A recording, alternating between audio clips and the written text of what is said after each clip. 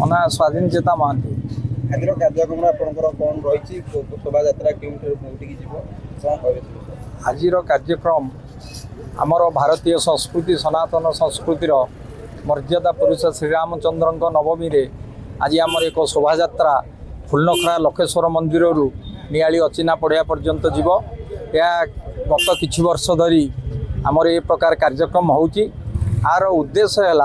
मर्यादा पुरुषोत्तम श्रीरामचंद्रंकर आमर समाज प्रति जो वार्ता अच्छी जो प्रेरणा अच्छी ता देहरु आमर साधारण लोक केमती प्रेरणा पाइबे तांकर जेतिक सकारात्मक भूमिका थिला समाज प्रति से जेतबळे त्रेता जुगरे जड़े अवतार भाव में ग्रहण करथिले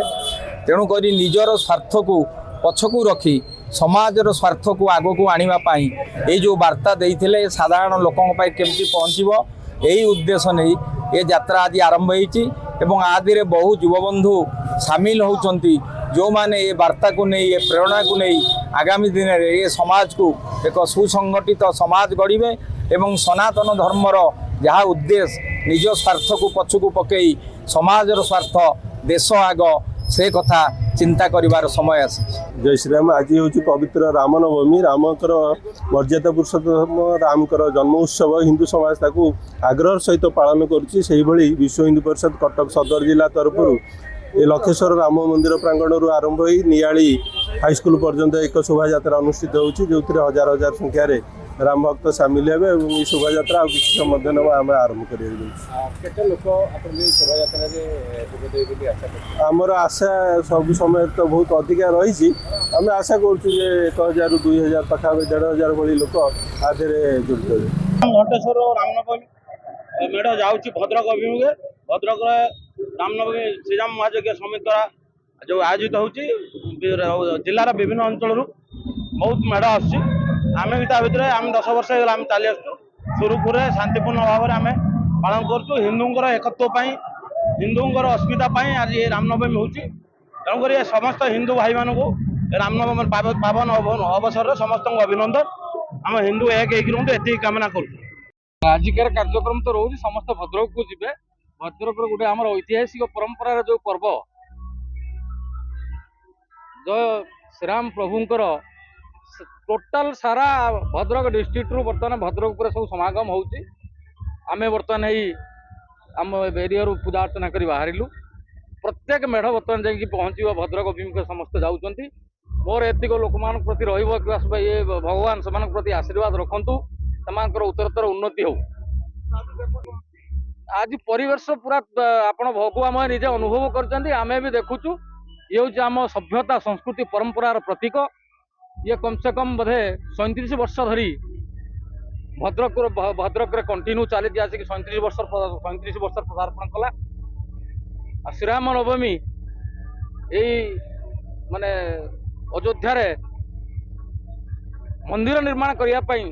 492 वर्ष कंटिन्यू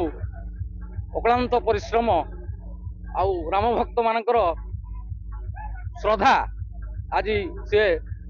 संपूर्ण भी हो पारी। आमर ये आज को 5 वर्षर हो पालन करमर प्रथम 22 तारिख दिन आमर गणदौड़ जो मातृभूमि गणदौड़ थी तादर बहुत भक्त श्रद्धालु मैंने जोगदे 24 तारिख दिन आमर आज्ञामाल जहाँकि भुवनेश्वर श्रीराम मंदिर आज्ञामाल आसाला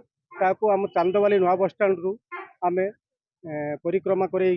चांदवाली परिक्रमा कराई काली मंदिर पाखक आनी आमर तृतीय दिन प्रोग्राम टी है 25 तारिख दिन जहाँकि मातृ मान द्वारा कलश शोभायात्रा होता चांदवाली काली पड़िया बाहरी पूर्ण तया बैतरणी पानी उठाई बजार परिक्रमा करी काली मंदिर प्रांगण को आनी आज आमर यज्ञ चली यज्ञ काली आरंभ है